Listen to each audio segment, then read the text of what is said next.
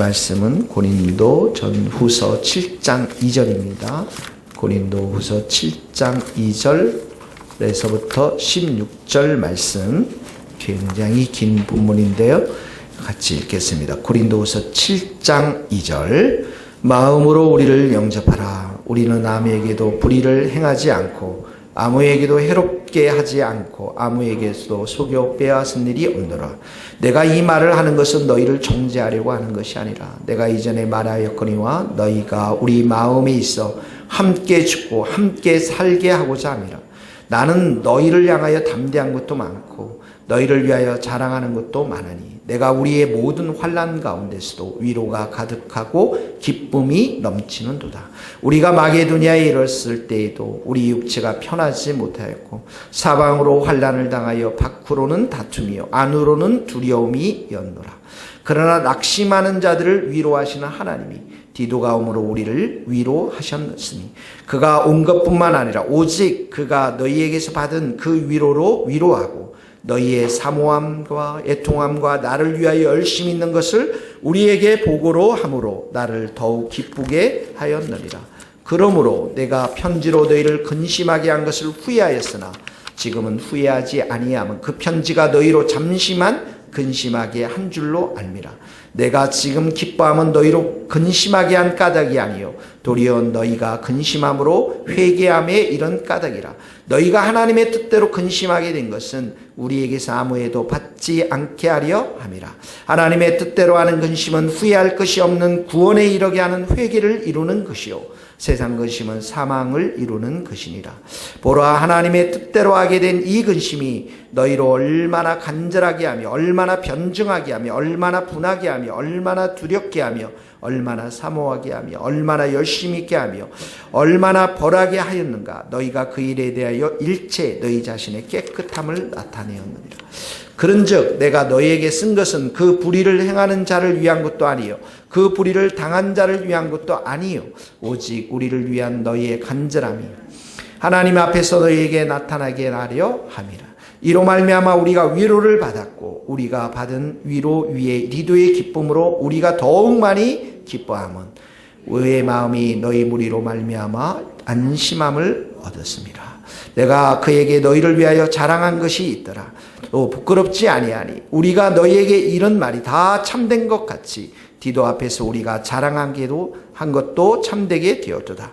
그가 너희 모든 사람들이 두려움과 떨므로 자기를 영접하여 순종한 것을 생각하고 너희를 향하여 그의 심정이 더욱 깊었으니 내가 범사에 너희를 신뢰된 것을 기뻐하노라. 아멘.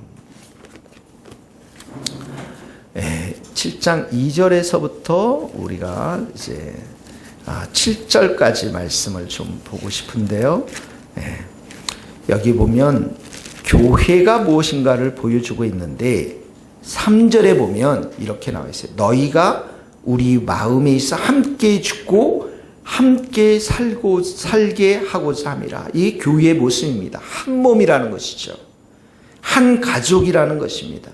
한 지체의 아픔이 우리의 아픔이 되고 한 지체의 기쁨이 우리의 기쁨이 되는 것이에요. 이게 교회의 모습이니까 지금 고린도 교회 성도들 중에는 바울을 힘들게 한 사람이 있잖아요. 2절에도 보면 불의를 행하고 해롭게 하고 속여 빼앗은 일이 없노라 이 말을 한 것은 바울이 그런 사람이라고 이렇게 모함했던 사람들이 있었던 거예요. 그러니까 3절에 보면 너희를 정죄하려고 이런 것이 아니라 이런 말을 합니다. 그래서 교회는 이렇게 함께 살고 함께 죽는 것인데 사도가 이들 안에 있는 고린도 교회 안에 있는 지금 죄에 대해서 지적했단 말이죠. 그러니까 그 사람들이 반발해서 사도에 대해서 지금 여러 가지로 반발했던 그런 관계에 있어서 바울이 말하는 것은 교회는 한 가족이다 이렇게 얘기하면서 2절을 얘기하고 있는 거예요. 마음으로 우리를 영접하라. 마음을 이전 본문에 보면 마음을 넓혀라. 마음을 영접하라. 마음으로 우리를 받아주십시오. 한 가족으로 받아주십시오. 이런 호소를 하는 것입니다. 그래서 우리가 정말 주님 앞에서 예배드리고 기도하고 그러지만 또 한 가족으로 모였기 때문에 어떻게 해요? 서로 우리 안에 한 마음으로 서로 영접하고 위로하고 서로 하나가 돼야 기쁨이 넘치는데, 그러지 않으면 마음이 힘든 것들을 보게 되어집니다. 4절에 보면 바울이 이렇게 얘기하고 있어요. 내가 우리의 모든 환난이 있었다. 이 환난을 5절에 보면 마게도냐에 이르는데 육체도 편하지 못하고 사방으로 환난이 있고 다툼이고 두려움. 이게 뭔지는 정확하게 이렇게 설명해 있지 않지만 어떤 사람들은 바울 자신의 질병, 몸의 질병이 얘기하기도 하고요. 여기 육체가 편하지 못했다고 그랬잖아요. 또 어떤 사람은 고린도 성도들 중에서 바울을 비판했던 사람들, 이 사람들로 인해서 바울이 편하지 못했던 것들을 지금 이야기하고 있는데 6절에 보면 이렇게 얘기해요. 낙심하는 자들을 위로하시는 하나님. 그러니까 이게 참 낙심이 되잖아요. 성도들 위해서 기도하고 사랑하고 죄도 지적하고 막 하는데 반대하는 사람들로 인해서 낙심이 되는데, 디도가 6절에 보면 오므로 우리를 위로했다고 했어요. 디도가 고린도 교회를 갔다가 바울로 왔는데 그가 가져온 소식이 위로가 된 거예요. 그게 뭐냐면 7절에 보면 그가 온 것뿐만 아니요 오직 그가 너희에게서 받은 위로로 위로하고. 디모데를 위로했어요. 고린도 교회 성도들이. 디모데가 누굽니까? 죄송합니다. 디모데가 아니고 디도네요. 제가 정신이 없네요. 디도를 위로했어요. 디도를 위로했는데 7절에 보니까 이런 말이 납니다. 너희의 사모함, 애통함, 애통함이 뭐예요? 회개했다라는 거죠. 또 나를 위한 열심, 바울을 다시 사랑하는 마음, 이런 것을 보고해 주니까 어떻게 합니까? 나를 더욱 기쁘게 하였나니라. 그러니까 3절 너희가 마음에서 함께 죽고 함께 사는 것이 가족인데, 이 가족이 서로 위로하고 서로 격려하고 마음으로 서로를 영접해야 어떻게 해요? 기쁨이 넘쳐야 진짜 가족이잖아요. 서로를 정죄하고 서로를 그냥 판단하고 서로에게 그냥 해롭게 하고 서로를 이렇게 한다면 아무리 바울도 이렇게 선교사지만 얼마나 힘들겠어요, 여러분. 그러니까 이 말씀은 우리들 가운데 교회가 서야 될 모습을 보여주고 있어요. 교회는 위로가 넘쳐야 되고 기쁨이 넘쳐야 되고 그리고 서로를 사모해야 되고 서로의 부족한 게 있으면 회개하고 열심히 서로에게 있어야 되고, 그래서 서로에게 기쁨이 되어지는, 우리가 며칠 전에도 배웠죠. 자기를 기쁘게 하는 것이 아니라 다른 사람을 기쁘게 하는 것, 이것이 바로 3절에 우리 마음에 함께 죽고 함께 살고자 하는 교회의 모습이라는 것이에요. 그러므로 적용의 말씀입니다. 우리 서로에게 마음으로 우리가 서로를 영접하고요. 마음으로 서로를 위로하고 또 서로를 잘못하게 한 것들에 대해서는 회개하고 또 서로에게 열심을 내서 기쁨이 충만한 서로의 관계가 되기를, 우리 교회가 되기를 예수님 이름으로 축복합니다.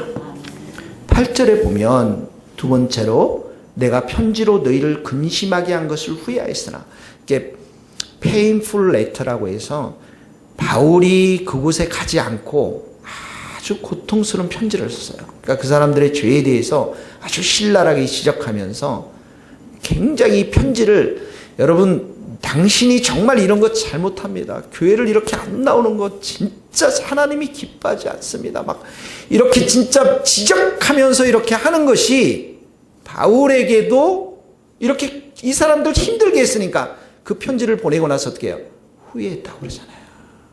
그런데 보면 8절에 보면 지금은 후회하지 아니함은 그 편지가 너희로 잠시 근심하게 하고 잠시 슬프게 하고, 고린도 교회 성도들 그 편지를 받고서 어떻게 해요? 회개했거든요. 제가 편지를 쓰면 떠나겠죠, 성도들이. 근데 여기는 지금 회개예요. 9절에 보세요. 너희가 자 건심함으로 회개에 이른 까닭이라. 이게 제일 중요한 거예요. 회개라는 단어. 모든 성도들은 예수님이 오실 때까지 회개하는 삶을 매일 살아야 되거든요.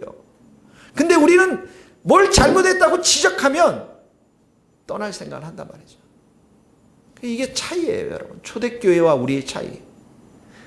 회개하는 것이 중요해요. 보세요, 9절에. 너희가 하나님의 뜻대로 근심하게 된 것은 우리에게서 아무 해도 받지 않게 하려 함이라. 손해를 봉투치 않도록. 그러면서 10절에 굉장히 중요한 말씀을 합니다. 같이 읽어봅시다. 시작. 하나님의 뜻대로 하는 근심은 후회할 것이 없는 구원에 이르게 하는 회개를 이루는 것이요. 세상의 근심은, 그러니까 보세요. 우리가 누군가가 뭘 잘못했어요. 그러면 그것들에 대해서 진짜 이렇게 이야기를 했을 때 성령이 역사하면 뭐가 이릅니까? 회개에 이른다라는 거예요. 근데 성령이 역사하지 않고 인간적인 육적으로 반응하면 사망이라는 게 뭐예요? 관계가 끊어진다는 거예요. 로마서 8장 1절에 보면 이렇게 나와져요. 그리스도 예수 안에 있는 자에게는 결코 정죄함이 없으니 그리스도 예수 안에 있는 생명의 성령의 법이 죄와 사망의 법에서 너를 해방했다라는 것은 성령께서 너 가운데 지금 이것이 잘못됐다라고 얘기했을 때, 회개했을 때는 어떻게 해요? 해방과 자유를 준단 말이죠. 그런데 세상의 근심, 이걸 육으로 반응하면 사망이에요. 하나님이 주시고자 하는 해방과 자유를 그 죄에서 돌이킴이 아니라 관계도 다 끊어버리고 사망의 길로 갈 수밖에 없다라는 것입니다. 11절에 보세요. 보라, 하나님의 뜻대로 하게 된 이 근심. 이게 뭐라고 그랬어요? 회개라고 그랬죠. 맨 뒤에 보세요. 너희 자신의 깨끗함을 나타내었느니라. 뭘 했다라는 거예요? 회개했다라는 거예요. 그러니까 깨끗하게 된 거죠. 13절에 보세요. 우리가 이것 때문에 위로도 받았고 디도도 기쁨, 우리가 더욱 기뻐하고 안심. 그러니까 이 모든 것들이 회개를 인해서 어떻게 해요? 위로, 기쁨, 안심, 이런 것들이 넘쳐났다는 거예요. 14절 같이 읽겠습니다. 시작. 내가 범사에 너희를 신뢰하게 된 것을 기뻐하노라. 그러니까 여러분, 우리는 다 잘못을 범할 수 있는 사람들이에요. 그리고 우리는 이 교회에서 끊임없이 변화가 일어나야 돼요. 근데 그 변화가 일어날 때 우리의 그 변화의 핵심은 뭡니까? 회개라는 것은. 결국은 내 자신의 죄를 바라보지 못하고 늘 남 탓할 때는 회개가 일어나지 않아요. 그런데 어쨌든 관계 속에서 힘들어지고 교회 생활이 힘들어질 때 그걸 십자가 앞에 가서 내 자신을 다시 한번 내려놓고 회개하게 되면 깨끗하게 되고 생명을 주는 성령의 법이, 성령의 권능이 그 사람을 자유케 하고 해방시켜 주셔서 그 사람 안에 위로도 넘치게 하고 기쁨도 넘치게 하고, 그것을 아는 다른 사람들도 기쁨과 위로가 넘쳐나기 때문에 신뢰의 관계로 들어갈 수 있다라는 거예요. 그러니까 회개가 얼마나 중요한지 모르죠. 회개가 제일 중요합니다. 하나님 앞에서 내 자신을 날마다 돌이켜보며 십자가를 의지하고, 주일날 우리가 설교를 듣듯이 날마다 십자가 앞에서 나는 죽고 예수님으로 살겠습니다. 예수님의 은혜를 구하고 성령의 능력을 구해서 회개하면서 자유와 해방이, 하나님이 주시는 그 구원의 기쁨이 내 안에 넘쳐나면 다른 사람들과의 신뢰의 관계도 회복이 될 수가 있는 것입니다. 오늘 이 말씀 따라서 여러분 10절 말씀, 하나님의 뜻대로 하는 근심, 후회할 것이 없는 구원에 이르게 하는 회개를 이루는 것이요, 세상의 근심은 사망을 이루는 것이니라 꼭 기억하시고 날마다 회개할 수 있기를 예수님 이름으로 축복합니다.